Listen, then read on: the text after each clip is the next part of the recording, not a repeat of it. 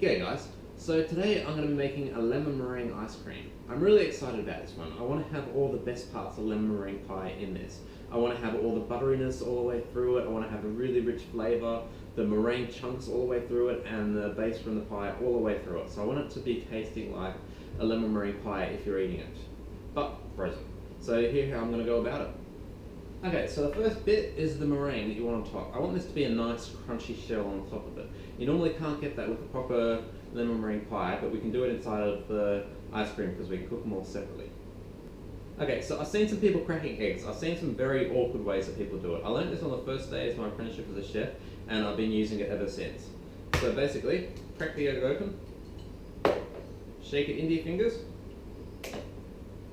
and then that's it. The egg's been separated. So now, just repeat, and again.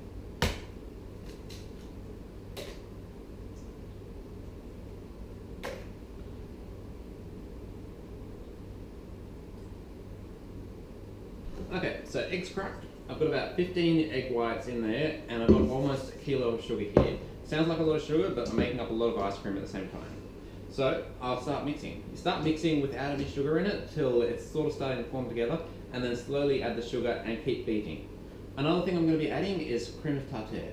Basically it stops you from over whipping the mixture, so you won't be able to get a weird texture out of it, and it will still stay light and fluffy when you mix it. Okay, so here's our egg whites, and we'll just start mixing.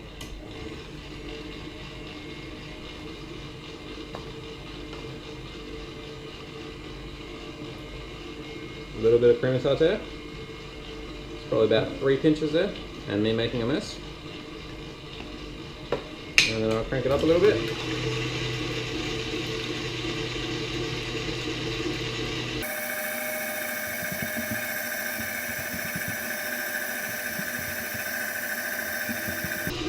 Okay, you can see how it's starting to come together. The mix just changing colour a little bit, so it's time to start adding bit by bit of the sugar.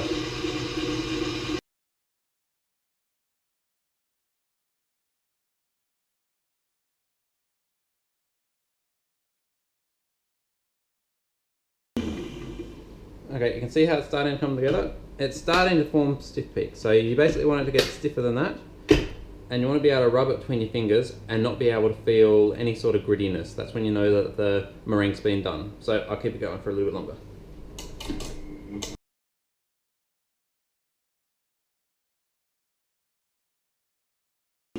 Okay, so it's starting to thicken a little bit. You can see how it's holding its shape, which is what we want.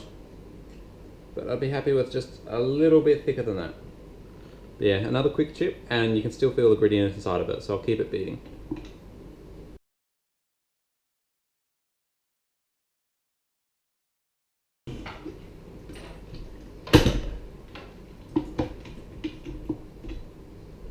And you can see now, it's starting to hold its shape.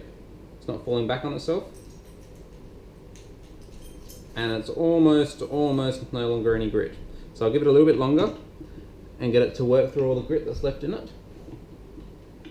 So all the sugar breaks down completely.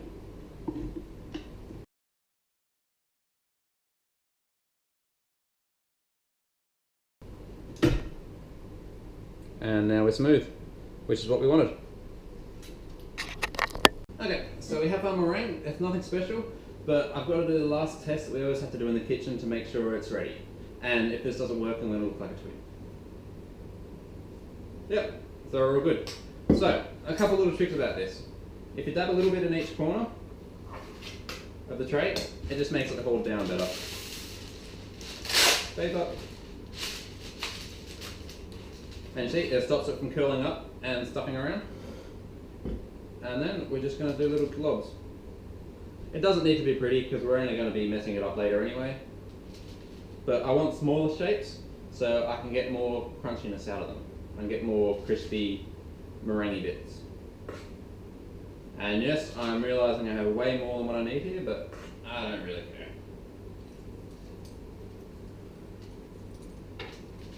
If I was doing it in the restaurant, I'd probably make them look a lot prettier, put a bit more effort into them, but they're all getting broken up quite soon anyway, so it doesn't really matter too much.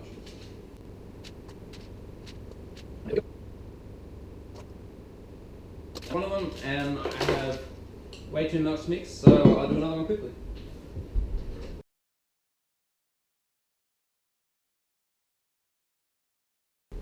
Okay, so these are going to go into the oven at about 150 degrees for half an hour. Then I'm going to turn off all the temperature, then I'm going to turn off all the heat and let them slowly cool down inside the oven. And that will create a lot of dryness on the outside, which is what I want.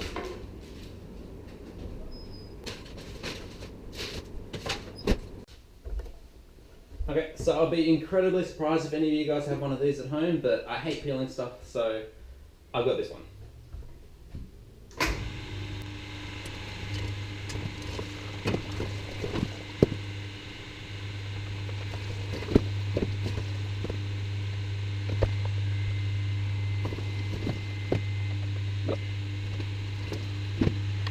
Okay, so yes, you can do it without a big fancy machine. If you want a squishy machine, it works quite well. But I've got a fancy machine, so I wanted to use it. And I've come up with about a litre worth of lemon juice out of all that. So, okay, so I'll top that up to about 2 litres worth of water. So it'll be half lemon juice, half water, which will give it quite a sour taste. But the next thing I want to do is when I make the texture of it, I want it to still be a very soft sort of sorbet. I want it to be softer than the normal sort, so it's a bit more like the usual texture you would get from it. So that's where all the sugar comes in. Sugar acts like a natural antifreeze for the sorbet, so the more sugar it is, the more softer the sorbet is going to be once it's actually cooked, once it's actually frozen. Okay, so for this mixture, I have about 600 grams worth of sugar, and to that, I'm going to add dextrose. So dextrose is a lot like sugar. It's keep it from getting really, really hard, but it won't add too much sweetness. So I'm going to add about 100 grams or 200 grams, maybe 150. You see how accurate I am when I do this. Let's go for 200 grams. So that's about 200 grams worth of dextrose right there. And then I'm going to add it all to a pot and then stir it up. Okay, so pretty basic. In goes the water and the lemon juice.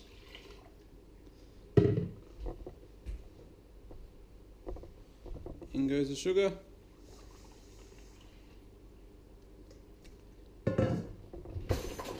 And then we're going to stir until it's all dissolved. Okay, so this is heated up and all of the sugar has dissolved inside of the pot. I added a bit more sugar to the mixture. I added about another 300 grams worth of sugar because it just was a bit too tart, and I remember that I'm still adding about a kilo worth of butter and the eggs after this, so I've still got room to add more sugar. And it tastes a lot more like it should now. So what I'm going to do next is I've got about 20 egg yolks here, and I'm going to add it to that. So it's going to be similar to a creme anglaise, which is basically a custard with eggs that you cook down. So it's a little bit hot. So I'll pour a little bit into my little bowl here. Ideally you can stir it at the same time, but I've only got 2 hands. Helper comes in handy for that. Okay, so that's mixed in. And now I will pour it into here. Okay, so this will thicken pretty quickly. I'll turn down the heat on it. And the thing to remember with the creme anglaise, you want it to get to about 75 degrees, and that's when you know all the eggs are pretty much cooked. So I've got it on a low temperature, and I'm going to stir it over the heat until it gets to about that temperature. It was already pretty hot when it went in there, so it won't take too long. And there we go, we're there. So I'll take that off the heat for now. And then I will add some butter.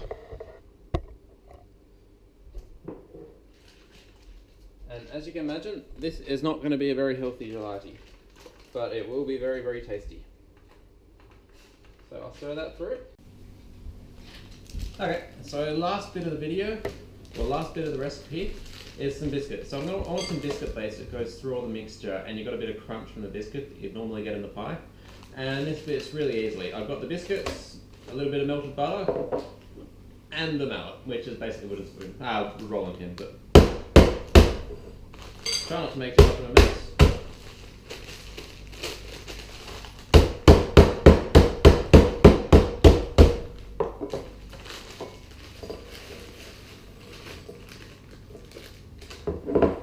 any huge pieces. Straight in.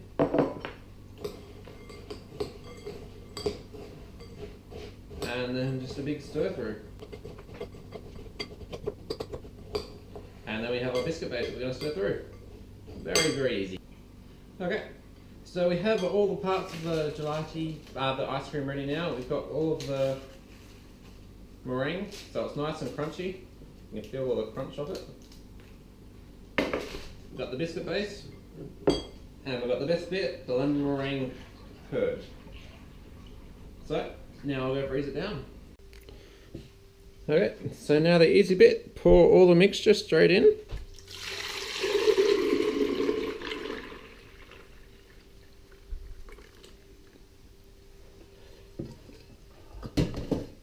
Whack on the lid, and then let it churn.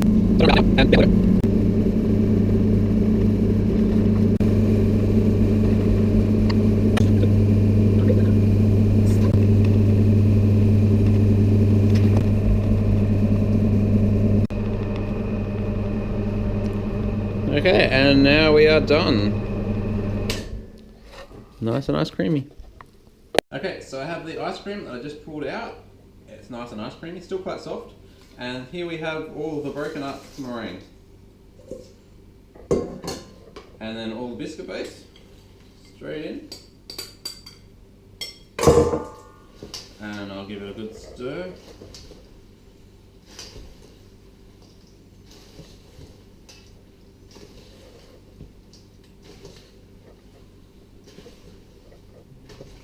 And there we have it, lemon meringue ice cream.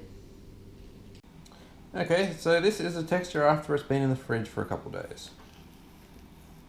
You can see how it's folding over, and you can see all the nice little bits of meringue through it, and all of the bread and all of the biscuit base. And it is fantastic, if I do say so myself. So thanks for watching, guys.